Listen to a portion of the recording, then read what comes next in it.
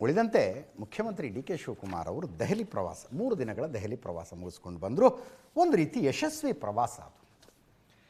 ಪ್ರಧಾನಮಂತ್ರಿಗಳನ್ನು ಭೇಟಿಯಾದರು, ರಾಷ್ಟ್ರಪತಿಗಳನ್ನು ಭೇಟಿಯಾದರು, ಉಪರಾಷ್ಟ್ರಪತಿಗಳನ್ನು ಭೇಟಿಯಾದರು, ಜಲಶಕ್ತಿ ಸಚಿವಾಲಯದ ಸಚಿವರನ್ನು ಭೇಟಿಯಾದರು, ಗೃಹ ಸಚಿವರನ್ನು ಭೇಟಿಯಾದರು.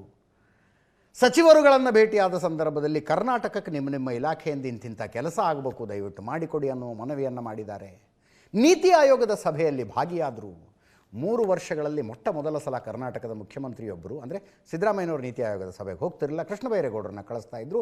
ಉಳಿದಂತೆ 28 ಚೀಫ್ ಮಿನಿಸ್ಟರ್ಗಳಿದ್ದರು ನೀತಿ ಆಯೋಗದ ಸಭೆಯಲ್ಲಿ. ತಮಿಳುನಾಡಿನ ಮುಖ್ಯಮಂತ್ರಿಯಾಗಿದ್ದ ಸ್ಟಾಲಿನ್ ಹೋಗ್ತಾ ಇರಲಿಲ್ಲ, ಪಶ್ಚಿಮ ಬಂಗಾಳದ ಮುಖ್ಯಮಂತ್ರಿಯಾಗಿದ್ದ ಮಮತಾ ಬ್ಯಾನರ್ಜಿ ಅವರು ಹೋಗ್ತಾ ಇರಲಿಲ್ಲ. ಈಗ ಪಶ್ಚಿಮ ಬಂಗಾಳದಲ್ಲಿ ಮುಖ್ಯಮಂತ್ರಿ ಬದಲಾದರು, ತಮಿಳುನಾಡಿನಲ್ಲಿ ಬದಲಾದರು, ಕರ್ನಾಟಕದಲ್ಲಿ ಬದಲಾಗಿದ್ದಾರೆ.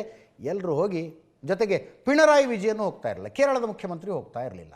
ಇವತ್ತು ವಿ ಡಿ ಸತೀಶನ್ ಹೋಗಿದ್ದರು, ವಿಜಯ್ ಹೋಗಿದ್ದರು ತಮಿಳುನಾಡಿನ ಮುಖ್ಯಮಂತ್ರಿ, ಸುವೇಂದು ಅಧಿಕಾರಿ ಪಶ್ಚಿಮ ಬಂಗಾಳದ ಮುಖ್ಯಮಂತ್ರಿ, ಅದು ನಿರೀಕ್ಷಿತ ಬಂದೇ ಬಂದಿದ್ದರು.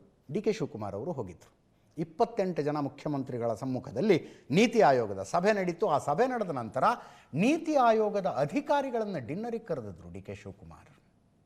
ಕರ್ನಾಟಕಕ್ಕೆ ನೀವೇನೇನು ಮಾಡಬಹುದು ಅಂತ ಕೇಳೋದಕ್ಕೆ. ನೋಡಿ, ಐಡಿಯಾಲಜಿಕಲಿ ತದ್ವಿರುದ್ಧ ಅನ್ನಿಸಿಕೊಂಡಂಥವರು ಅಕ್ರಾಸ್ ದ ಟೇಬಲ್ ಕೂತ್ಕೊಂಡು ಕರ್ನಾಟಕಕ್ಕೆ ಏನೇನು ಆಗಬಹುದು ಅಂತ ಚರ್ಚೆ ಮಾಡಿದ್ರು. ಕರ್ನಾಟಕದಿಂದ ಆಯ್ಕೆಯಾಗಿ ಬೇರೆ ಬೇರೆ ಇಲಾಖೆಗಳಲ್ಲಿ ದೆಹಲಿಯಲ್ಲಿ ಕೆಲಸ ಮಾಡ್ತಾ ಇರುವ IAS IPS ಅಧಿಕಾರಿಗಳಿಗೊಂದು ಡಿನ್ನರ್ ಮಾಡಿದ್ರು. ಅಲ್ಲೂ ಇಷ್ಟೇ, ನೀವು ಯಾವ್ಯಾವ ಇಲಾಖೆಯಲ್ಲಿದ್ದೀರೋ ಕರ್ನಾಟಕಕ್ಕೋಸ್ಕರ ಏನೇನು ಮಾಡಬಹುದೋ ದಯವಿಟ್ಟು ಮಾಡಿ ಅನ್ನುವ ಮನವಿ ಇತ್ತು. ಬರ್ತಾ ಇದ್ದಾರೆ ವಾಪಸ್ ಬೆಂಗಳೂರಿಗೆ. ಇದರೊಂದಿಗೆ ಇವತ್ತಿನ ನ್ಯೂಸ್ ಅವರ್ ಮುಗಿಸ್ತಾ ಇದ್ದೀವಿ.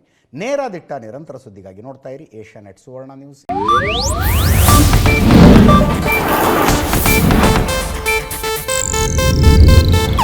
ಇದು ಏಷ್ಯಾನೆಟ್ ನ್ಯೂಸ್ ನೆಟ್ವರ್ಕ್ ಪ್ರಸ್ತುತಿ.